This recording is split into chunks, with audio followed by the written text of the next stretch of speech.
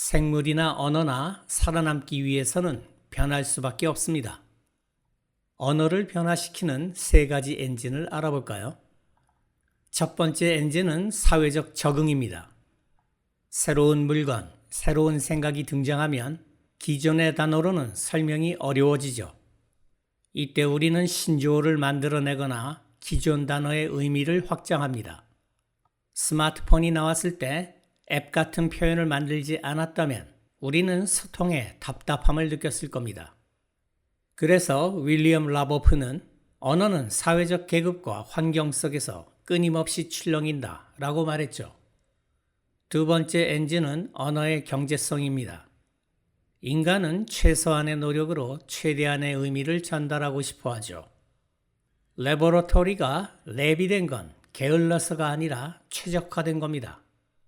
그래서 저지 킹슬리 지프는 자주 쓰는 놈일수록 몸집을 줄여야 소통의 비용이 낮아진다 라고 말했죠. 세 번째 엔진은 문화적 융합입니다.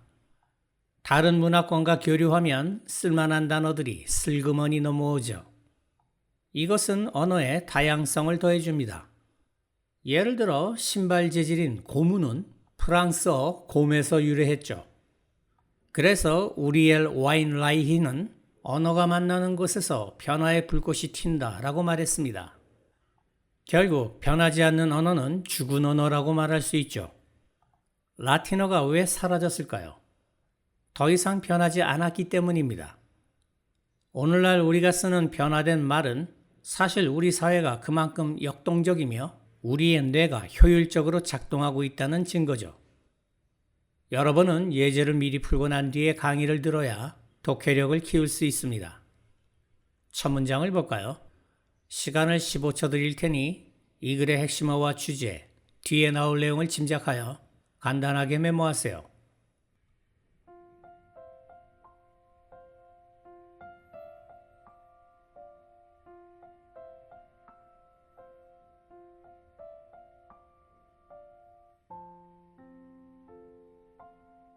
같이 봅시다.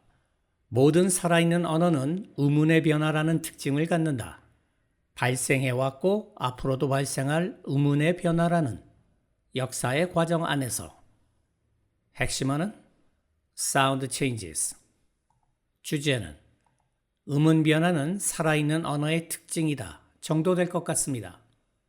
뒤에 나올 내용은 왜 소리가 변하는지 설명하지 않을까요? 문제를 봅시다. 윗글의 내용과 일치하는 것은 1번, 오늘날 언어학자는 불변성 때문에 언어의 변화를 관찰할 수 없다. 2번, 우리의 언어는 현재와 비교할 때 300년 후에는 다르게 소리가 날 수 있다. 3번, 세계의 모든 언어는 5세기 안에 사라질 것이다. 4번, 몇몇 언어학자는 언어에서 음의 변화를 설명하기 위해 심리학적 법칙을 채택한다. 보기 1번은 첫 문장 내용과 상반되고 보기 2번은 첫 문장에서 추론할 수 있지만 보기 3번과 4번은 본문 내용과 일치하는지 아직 알 수 없습니다. 2번이 정답으로 유력해 보이지만 확인차 계속 읽어봅시다. 몇몇 언어학자는 의문 변화 과정을 어떤 것으로 간주하기로 선택한다. 물리법칙의 규칙성을 갖고 작용하는 어떤 것으로.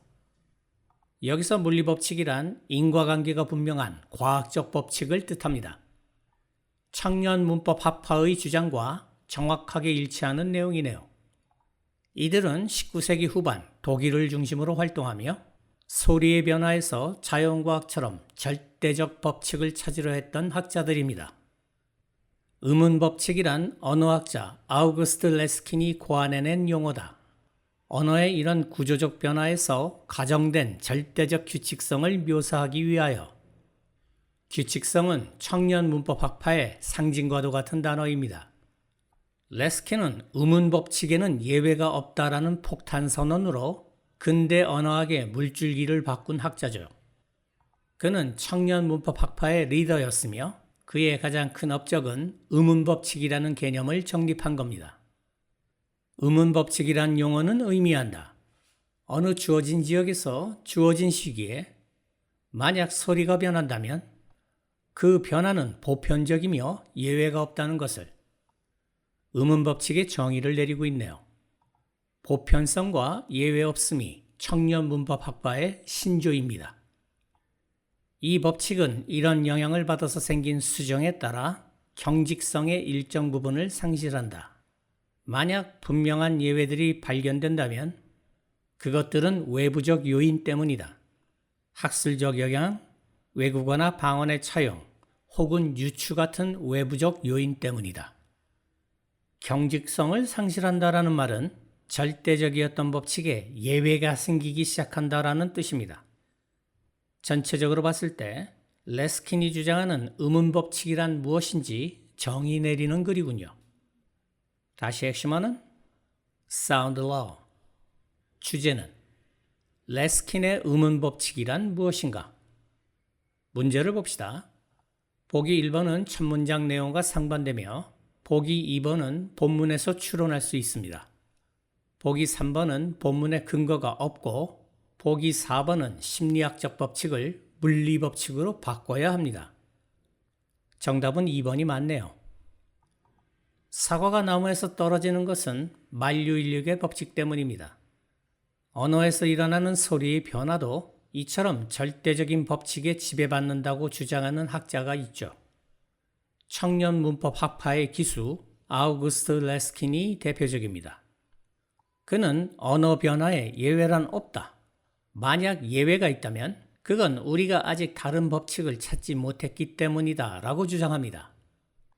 레스킨에게 소리의 변화는 물리적인 현상과 같습니다. 물이 100도씨에서 끓듯이 소리도 조건이 맞으면 예외 없이 바뀐다는 거죠. 물론 예외 없는 법칙은 없습니다. 레스킨도 다음과 같은 예외 처리 규정을 만들었죠. 첫째는 배운 사람들의 고집 때문입니다. 학자나 종교인들이 이 단어는 옛날 방식 그대로 써야 해 라고 고집을 부리며 변화를 거부하는 경우죠. 둘째는 차용입니다. 이건 외부 침입자 같은 거죠.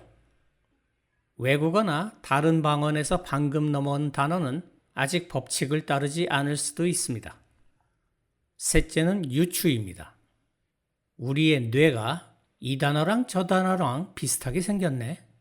그럼 이놈도 비슷하게 발음하자라고 착각해서 생기는 변화죠.